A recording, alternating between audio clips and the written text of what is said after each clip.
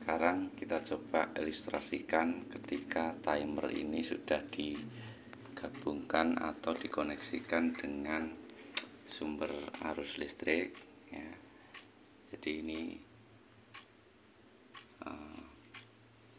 sumber arus dari PLN ya, lewat MCB ini merah ya, dia masuk ke terminal nomor 8 ya, positifnya masuk ke 8, fasenya masuk ke 8. Ini sebagai sumber power untuk timernya. Kemudian negatifnya yang hitam ini ya, yang hitam ini dia masuk ke terminal nomor 7 di sini ya, 7 ini yang atas. Nah, kemudian untuk ilustrasi ya, ini saya anggap lampu merah ini bebannya ada 2 beban terpasang. Misalkan anggap ini pompa atau lampu misalnya ya. Ini negatifnya dua-duanya saya ambilkan dari negatif. Nah, saya jemperkan di sini dari negatif PLN ya, di sini saya jadikan 1. Kemudian positifnya ini yang 1 saya ambil di nomor 3. Kemudian yang 1 kuning ini saya ambil di nomor 1. Ini untuk menunjukkan bahwa sebetulnya timer ini dia ketika jalur ini nyala maka dia akan nyala secara bergantian. Ketika 1, 2, 3 terhubung berarti 1, 2 terputus.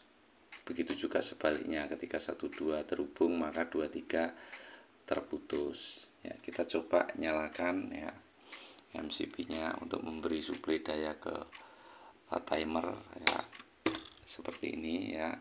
Ini posisi nyala lampu hijau, artinya saklar ini sedang aktif dari nomor ini, nomor 2 ke nomor 1 ya, nomor 1 ini dia aktif ya. Ini sesuai jamnya, jam 8 dia aktif di jam 8.40 dia aktif di lampu 1 yang warna hijau. Nah, artinya ketika nanti dia berputar, kita coba putar jamnya ya. Coba putar sampai dia melewati waktu yang kita tentukan ya, maka lampu hijau akan mati. Nah, sebaliknya ketika lampu hijau mati maka jalur nomor 3 ini akan tersambung ya. Jalur 1 mati, jalur ketiga tersambung, jadi terkoneksi dari 2 ke 3 saklarnya. Ini tandai dengan nyalanya lampu warna merah ini. Nah, hal itu akan terjadi sesuai dengan putaran jam real ini ya. Ini ketika dia sudah sesuai waktunya dia akan mati lagi ya, seperti itu. Nah, tombol di atas ini berfungsi untuk merubah aliran atau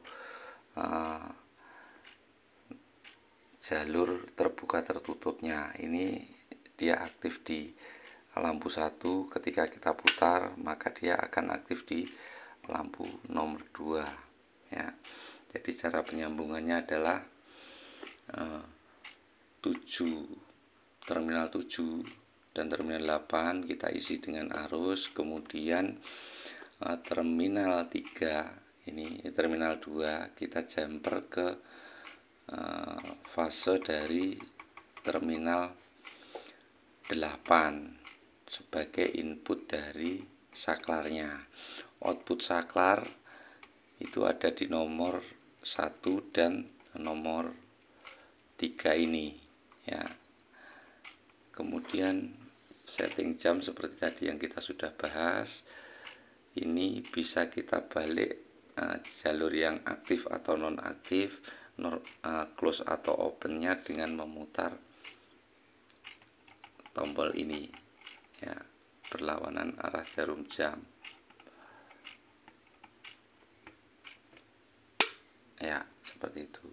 Kita putar lagi, ya. Putar lagi, ya, seperti itu. Ini untuk penyesuaian mana yang aktif jam-jamnya. Misalkan satu pompa ini dia kita inginkan aktif di jam 12. Ternyata settingan kita terbalik, kita tinggal balik saja. Ya, ketika jam 12 dia akan seharusnya nyala, kita balik saja dengan memutar tombol ini. Ya, seperti itu. Jadi fungsi tombol ini adalah untuk memutar atau merubah jalur yang sedang aktif dari saklar ini. Demikian, semoga bisa memberi sedikit gambaran tentang fungsi timer TBN. Nah, ini sekedar ilustrasi, cuma untuk implementasi real dan pemasangan terhadap beban-beban berat, misalnya pompa, kipas, blower, dan lain sebagainya, sebaiknya digunakan kontaktor ya, atau relay setelah timer ini, supaya beban dari peralatan tadi tidak ditanggung oleh timer tetapi ditanggung oleh relaynya, karena biasanya timer ini tidak akan tahan lama kalau dia langsung dikoneksikan dengan beban yang memiliki daya yang besar.